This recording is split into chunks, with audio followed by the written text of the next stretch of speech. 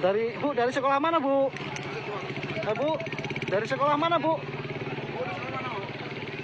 Puluhan guru kocar-kacir saat ketahuan tidak upacara 17 Agustus. Puluhan guru di Kecamatan Mataram Baru, Lampung Timur terciduk duduk-duduk di dekat penjual makanan saat upacara 17 Agustus sedang berlangsung. Mereka langsung kabur saat dihampiri seorang pria yang merekam kejadian tersebut. Video itu diunggah oleh akun TikTok Andona77 dan viral di media sosial. Dalam video tersebut terlihat kumpulan guru-guru tengah berteduh di dekat lapak penjual saat pasukan Paskibra sedang berjalan. Contoh pendidikan kita, yang lain upacara malah begini, bunyi narasi video tersebut. Saat dihampiri dan ditanya, mereka mulai membubarkan diri dan terlihat malu sambil menutup muka. Bu, dari sekolah mana, Bu? Tanya pria tersebut tidak mendapat jawaban. Mereka terlihat kocar-kacir dan bergabung kembali dengan barisan lagu Hari Kemerdekaan sedang dinyanyikan. Ada guru yang mengaku sedang hamil, ada pula yang enggan menjawab pertanyaan pria itu. Hamil ya? Kalau hamil, nggak apa-apa. Ini hamil semua.